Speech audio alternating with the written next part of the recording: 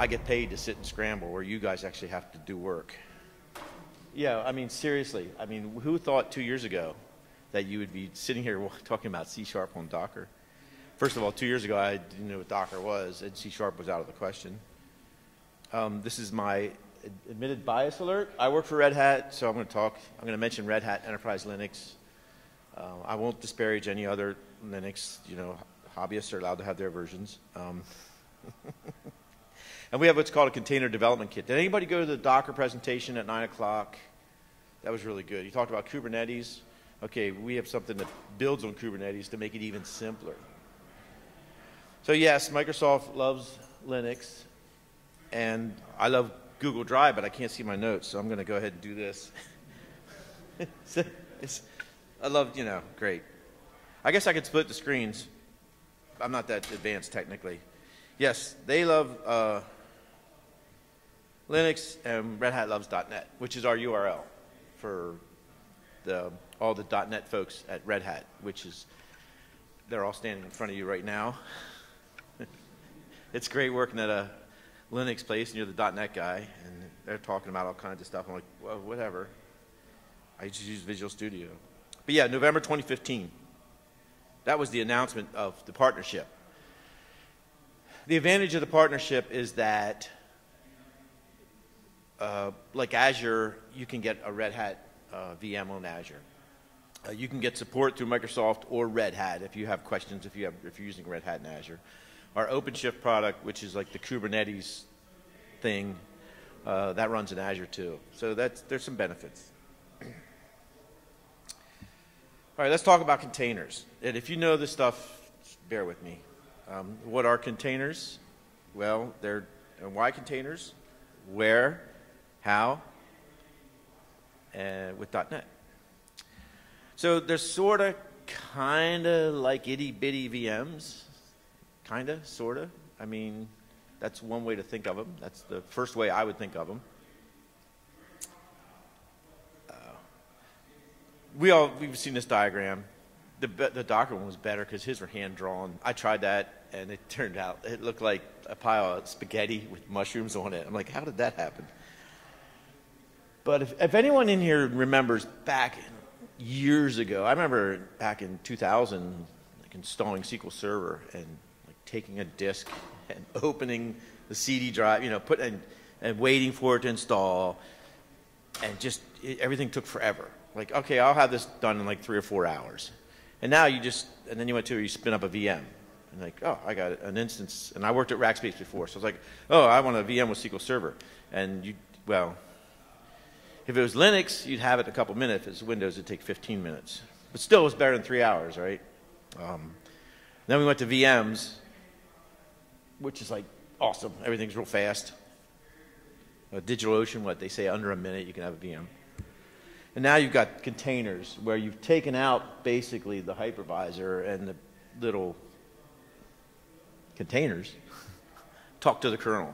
So the container can have its own operating system, right? So actually, you have an image, and then when that's running, it's called a container. So it has its own operating system in it. So you could have one that runs Red Hat Linux. You could have one that runs Ubuntu. Another one that's running whatever. Pick one. So that's nice. It's a lot faster too. There's an analogy, pets versus livestock. When you have pets, you have servers. That's the old servers. You give it a name. And then they have VMs came along, and it's like, well, they're like livestock. You don't really give them a name. They're just useful, and if they die, whatever, they'll get another one. I don't know what to do with containers. Someone said chickens because there's a lot more chickens than livestock. But containers are just like they're just like rodents or something. I guess good rodents, I don't know. So these are containers over here. They've got your apps. Your container has your libraries and your app, basically, built on top of an operating system. And that's it.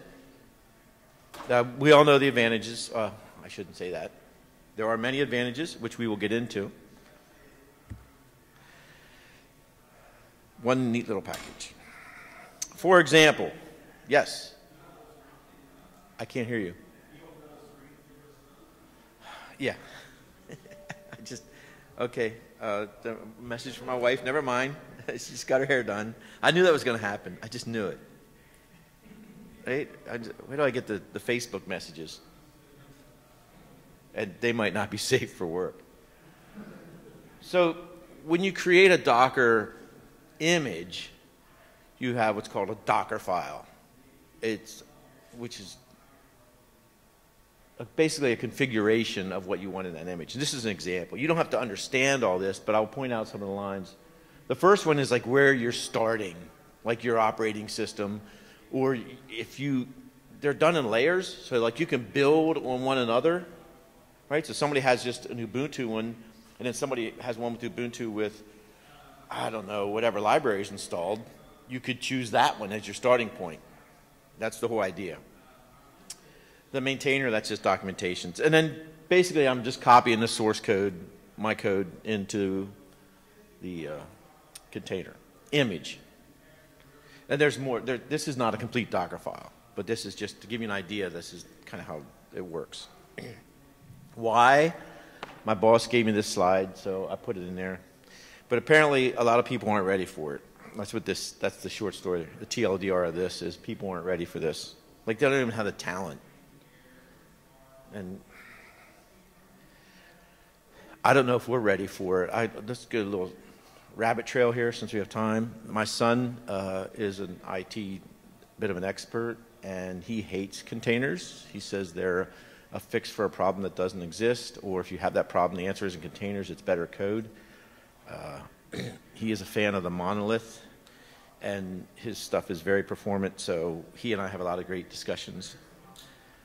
I'm just throwing this out there because there are people that are not fans of containers. There are some people that try to make everything a container thing. I've been in this for 37 years. I've seen a lot of things come and go, so I would just caution you, it's great to learn about this stuff, and if you can implement it and need to, that's great. But don't try to make everything into a Docker world. It's just, that's a mistake. So there's this thing called the 12-factor app. Who here has heard of it? Okay, good. A lot of you haven't. It's a good read. And it doesn't necessarily dictate containers. And if you don't buy into everything it says, or if you don't use everything, it's really good. There's some really good points. Some things you can really benefit from. Code base, dependencies, config, backing services, build, release, run. I can read to you processes, port binding, concurrency, disposability, dev prod parity, logs, and administration processes. What's that mean? Code base. One code base tracked in revision control of many deploys. That's like a really basic thing. Containers work really well for that. Typically, people store their code base in GitHub. GitLab's an up-and-comer. But you can have, local repositories as well.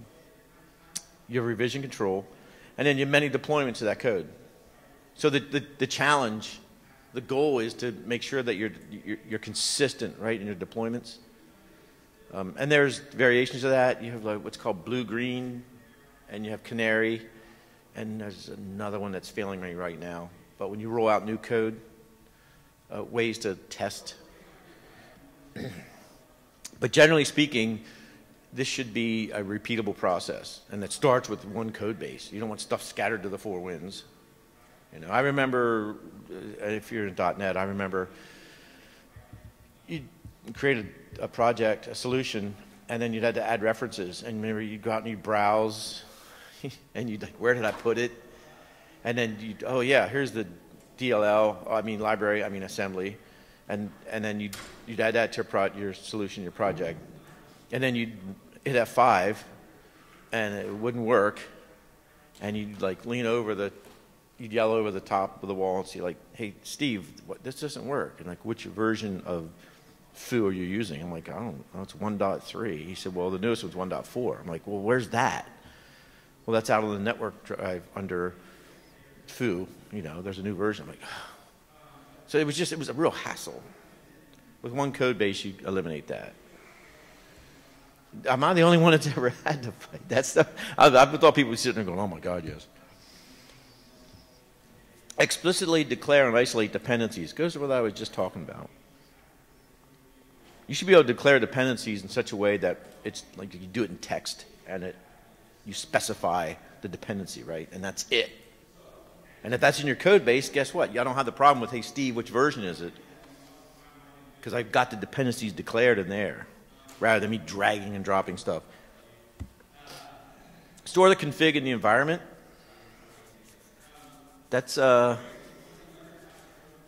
environment variables is like the way to go. I think most people know that, but if you don't, don't store stuff in code. The first time I checked something into GitHub, I had my user ID and password in it. I had it in GitHub. I worked at Rackspace. We had a utility that went out every night and searched for keys on GitHub to find people that left them in their code, and we'd get about 1,000 a day. Now we would search for people that were using the OpenStack SDK to hit Rackspace, and then we could warn them, say, hey, you got your password right there in GitHub, and it's public.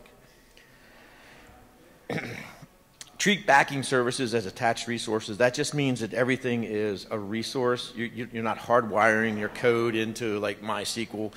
So whether it's MySQL running in a VM somewhere, because you're not going to run a database in a container, that's a big no-no. Unless you don't care about the database, but then that defies the logic of a database. But anyway, everything's a resource. So whether it's MySQL or MongoDB or ElasticStack or some service that you bought, it's a resource. It's not, how am I going to say it? They're all the same. They're all like vendored, is the word they use. You strictly separate build and run. It's like, why am I going over this? Because when I get to containers, this stuff all comes together. So build and run, release, they should all be separate. It's really cool in .NET Core. There's the environment variable, ASP.NET Core _environment. And you can put any value you want in there, and then you have conditional code based on that, which is really neat. So like in production, you get a real nice error page that says, hey, 404 or whatever it is. But in development, maybe you get a nice detail like the call stack. That's pretty cool. But you have different environments when you're running processes, execute the app. They should be stateless. That's just the way to do it in this. Port binding, you run things by port. In other words, this runs on port so-and-so, 8080. You always know it's there. You look for it there. If you saw the Docker thing this morning, I asked him the question about how do you have all three of those running on port 80? Because on Docker, you can't put two processes running on the same port. They'll collide.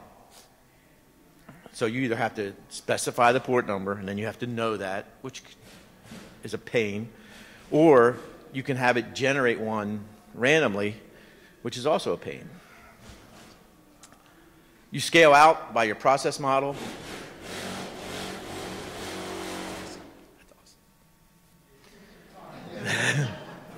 So basically what this means is your scaling is going to be, I have 2 containers running, I need more, I get 3, now I have 3 containers, now I have 4. So that's just all that means. Everything should be disposable quickly.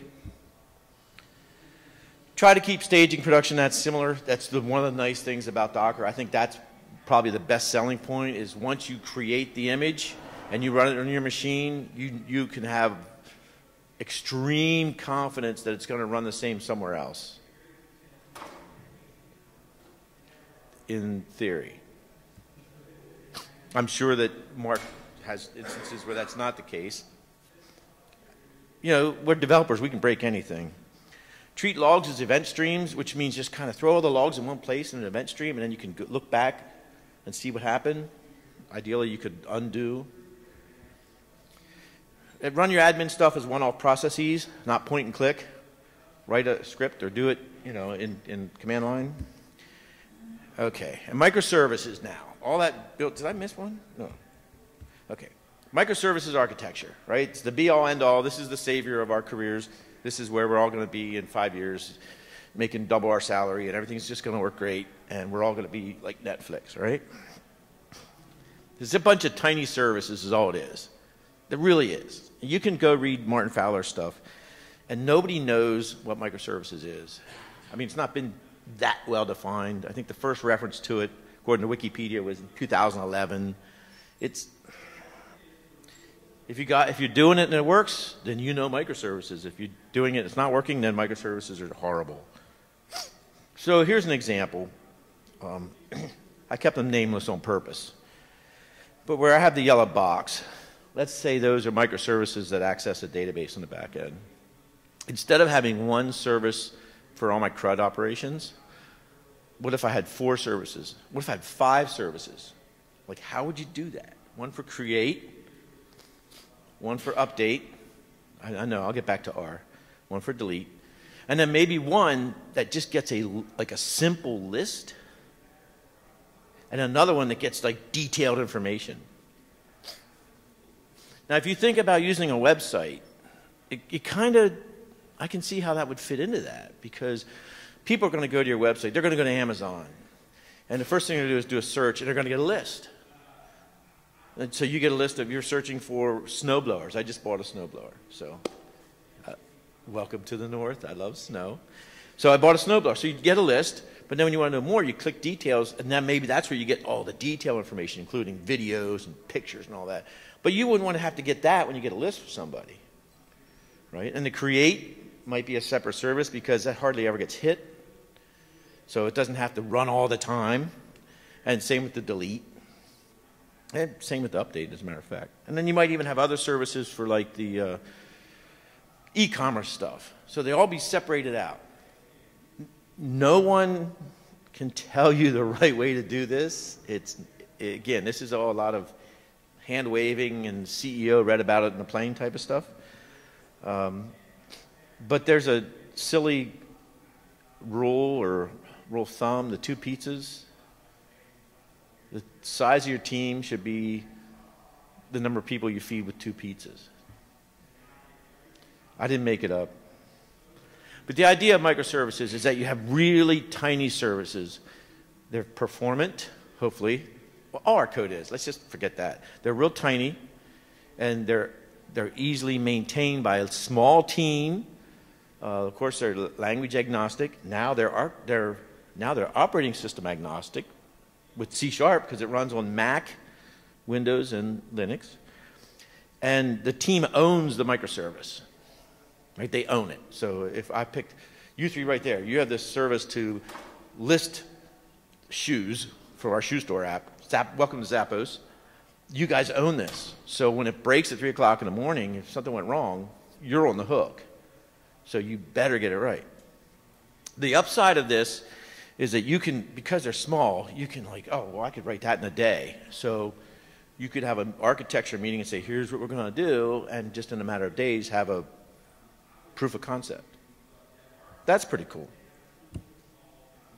I have an example in C#. It uses Docker. It uses OpenShift, which is our Red Hat's Kubernetes. It's platform as a service. It's just another wrapper around Kubernetes to make it easier. It's actually pretty cool. It's actually starting to take off. It's a website dream that I have for public speakers, where as a public speaker, I have to keep track of all these, like there's call for proposals, and they have deadlines, and like where's the conference, and what's it about, and what are my ideas that I want to speak about. And so you submit them, and then there's a deadline when you'll find out. And then if it gets accepted, I have to book a flight and a hotel. And I just wanted to keep track of all this stuff rather than on sheets of paper, which is what I do now. So I thought, I'm going to create this website. And so I actually have the name Speaker, but it's like old hipster, like speak with an R, no ER, .tech, because every other top-level domain was taken. So there's nothing, I don't have it, I just have the name registered. So, and they can store your talk proposals and your bio, because your bio, what people reads about you. And you might have different ones for different groups. You keep talking, blah, blah, blah, blah. I said all this. And conference organizers could search, so they could find, here's a speaker on C# on Docker. So there's 2 things. The first one does not exist yet. When you do talks, I'll let you look behind the curtain a little bit. There's a couple things. We have what's called confidence-driven development, where you submit to a talk and it gets accepted. Now all of a sudden you have to create the thing that you're going to talk about, and that's a great motivator. And the other one is you tend to bite off more than you can chew. Like, I'm going to talk about this and this and this, and then you're like, well, I didn't get to that. Well, the second one is the repo for all the code. All the code. It's not a whole lot yet, but it will grow over time. Sweet Virginia. I name all my repos after related to the Rolling Stones, which is my favorite rock group. So I have another one called Sympathy for the Devil and Exile on Main Street. So this is called BioLister. What are the three problems in? The two problems in computer science, right? Naming, cache invalidation, and off by one errors. Thank you. So BioLister, I can't design websites and I can't name stuff. It does one thing. It gets a simple list of bios for a speaker. That's all it does. The service, it's just service. That's all it does. It talks to a SQL Server database running in Azure. My intention was to have it running in Red Hat, because you can run SQL Server in Red Hat. It's a private preview now. It's going to be a public preview in February, but you can do that now. And it does one thing. All it does is get a list of bios. That's all it does.